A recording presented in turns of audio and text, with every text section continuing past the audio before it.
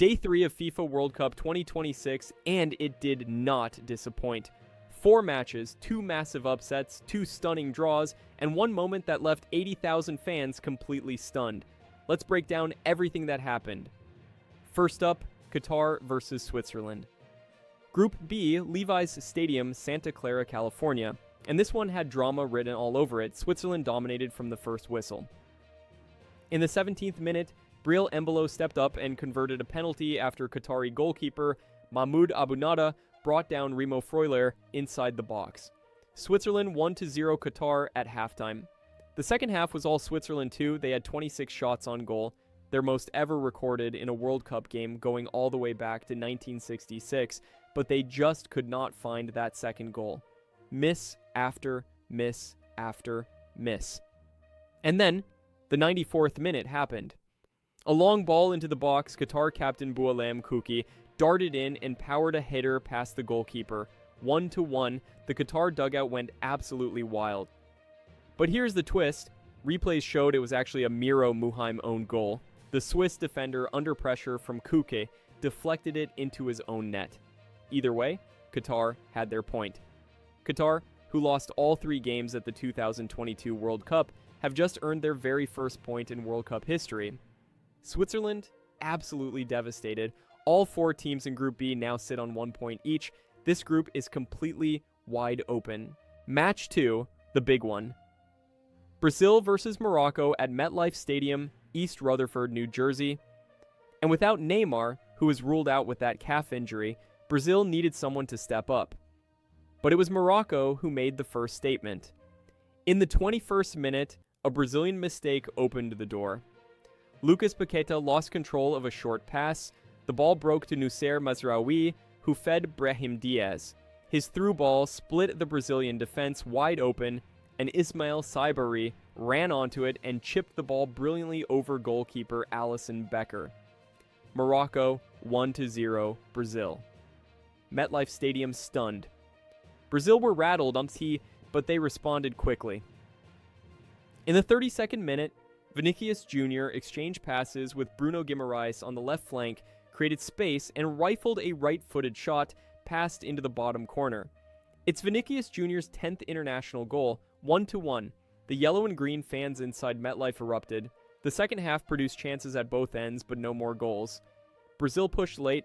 Morocco defended brilliantly. Final score, Brazil 1, Morocco 1. Brazil coach Carlo Ancelotti said after the game, "We are confident, we still have work to do." Morocco coach Mohamed Wabi said, "This proves Morocco belongs at the very top of world football." Group C after day 1, Scotland surprisingly lead the group. More on that in a moment. Match number 3, Haiti versus Scotland. Gillette Stadium, Foxborough, Massachusetts. And this was a moment 28 years in the making. Scotland's last World Cup was 1998. Nearly 3 decades of hurt, disappointment, and near misses. And tonight, in front of thousands of traveling Tartan Army fans, they finally got their moment. Scotland controlled the early stages. Captain Scott McTominay, the Manchester United midfielder, got loose in the 17th minute and fired a shot that hit the very top of the post. Then, in the 28th minute, John McGinn received the ball on the edge of the area and let fly with a powerful shot.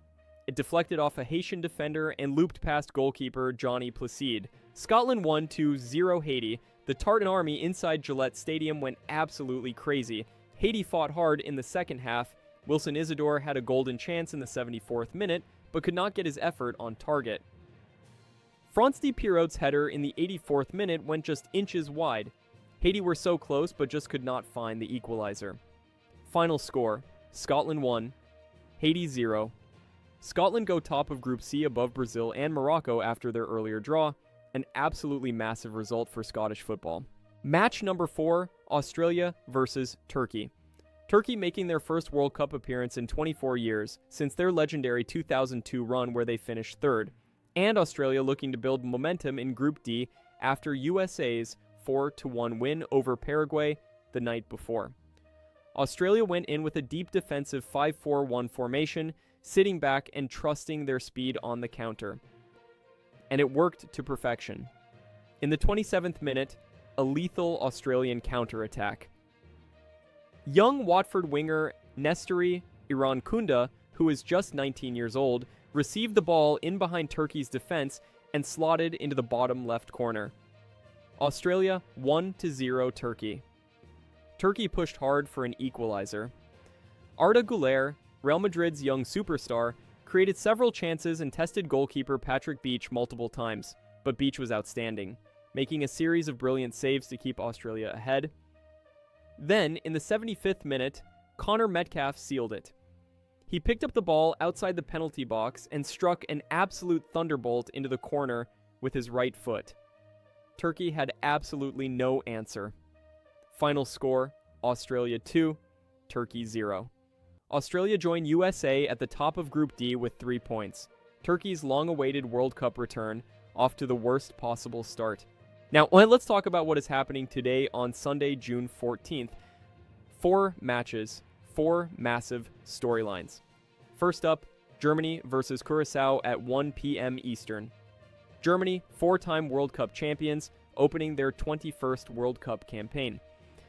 Under Julian Nagelsmann, Germany had a strong qualifying campaign, winning 5 games out of 6. They are one of the genuine favorites for this tournament, with Florian Wirtz, Jamal Musiala, and Kai Havertz leading a frightening attack. And their opponents, Curaçao, making their historic first ever World Cup appearance. They qualified through CONCACAF with an unbeaten run, but facing Germany in their first ever World Cup match is about as tough as it gets. Germany are expected to win, but Curaçao deserve massive respect just for being here. Second match, Netherlands versus Japan at 4 p.m. Eastern. This is one of the most intriguing matches of the day.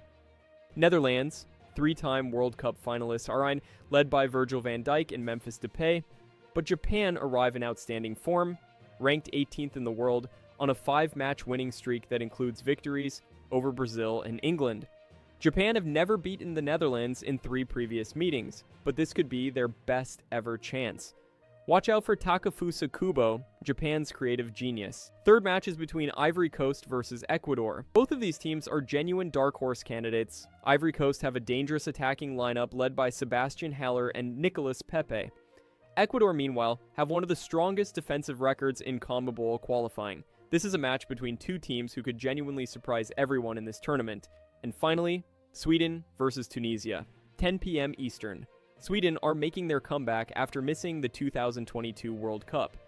Victor Gyökeres, the Sporting Lisbon striker who scored over 40 goals this club season, is their biggest weapon and one of the most in-form strikers in world football right now. Tunisia are unpredictable, but defensively very solid. This late-night match could produce a surprise.